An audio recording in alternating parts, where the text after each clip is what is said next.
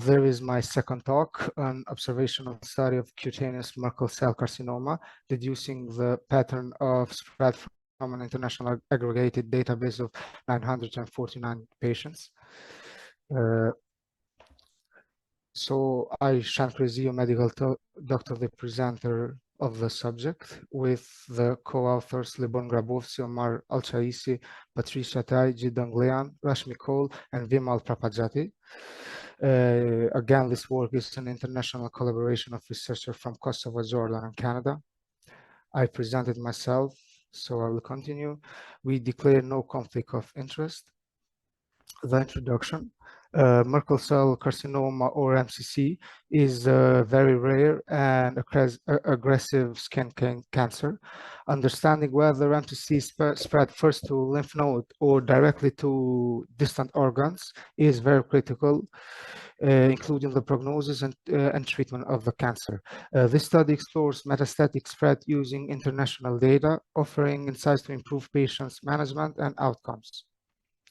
Background and importance. Overview of Merkel cell carcinoma, or MCC.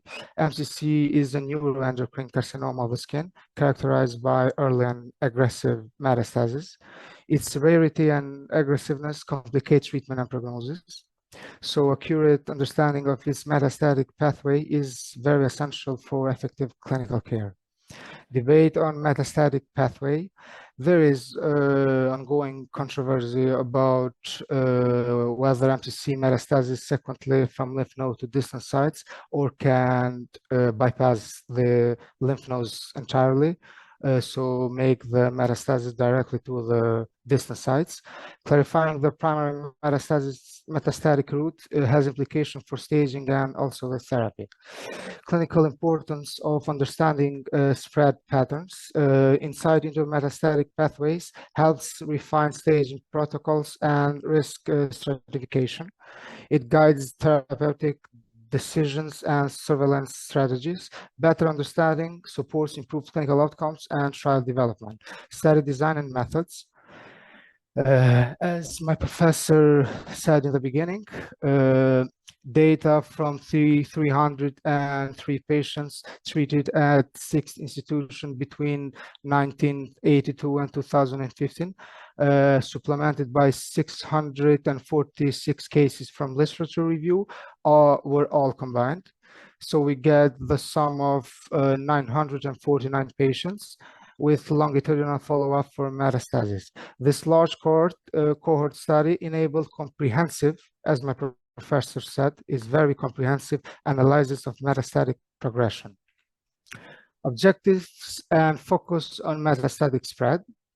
This study focused on the prevalence and timing of lymph node metastasis, or LNM, versus distant metastasis, or DM.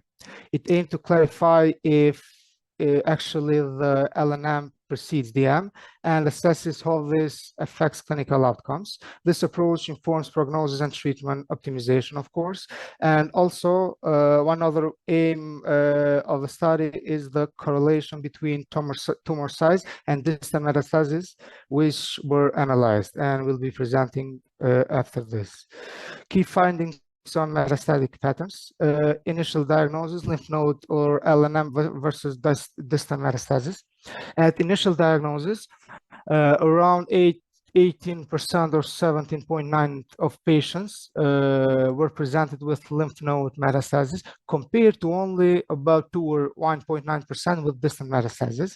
So those numbers, these numbers indicates lymph nodes are typically the first site of metastatic involvement. Such findings highlight the importance of early nodal assessment in MCC. Over the course of disease, LNM versus DM,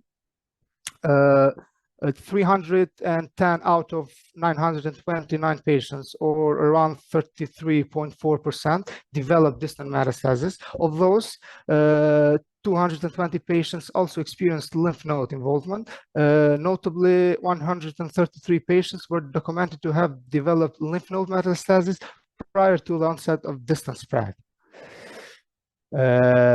Sequential spread. The median time to lymph node metastasis was about 2.5 months, significantly earlier than compared to 8 months median time to distant metastasis. So this finding suggests a sequential metastatic pattern with lymphatic node spread precede the systemic dissemination. In some cases, we find that we have direct distant metastasis, but these were very uncommon. Aggressiveness of MCC and tumor size implications. So even tumors smaller than 1 centimeter in diameter can metastasize to distant sites. In our case, there were 23 patients of all 949, or about 2.4%, who showed metastasis with a tumor smaller than 1 centimeter. The smallest tumor associated with distant metastasis was 0.2 centimeter, underscoring the aggressiveness of MCC, even at early stages. So vigilant monitoring is very critical regardless of tumor size and diagnosis. Clinical implications and conclusions. Presence of role of lymph node metastasis as a prognostic indicator. Presence of lymph node metastasis marks a high-risk patient subgroup. It strongly correlates with subsequent distant metastasis and impact the prognosis of disease. Early detection and management of nodal disease are vital for improving outcomes. Recommendation for therapeutic strategies. Patients with lymph node involvements may benefit from intensified therapies, including adjuvant systemic treatment. Therapeutic approaches should address both local, regional, and also the distant disease. So the best choice are personalized treatment. And importance of early detection and trial participation. Thorough initial staging and vigilant follow-up enable timely intervention. So participation in clinical trials is strongly encouraged to optimize the outcomes of MCC and advance the understanding of the pathophysiology and spreading patterns. So clinical research is essential to refine strategies against MCC metastatic progression. And in conclusion, we can say that lymph node metastasis typically precede distant spread in MCC, suggesting a sequential metastatic progression. This highlights lymph node as a critical therapeutic and prognostic focus. Early detection, such as sentinel node biopsy, aggressive management, as we said earlier, and clinical trials involvement are all essential to improve patient survival and knowledge of MCC biology. Again, I'm very thankful to everybody who helped during the process of completing this paper, especially, again, my mentor, Professor Patricia. Thank you for listening again.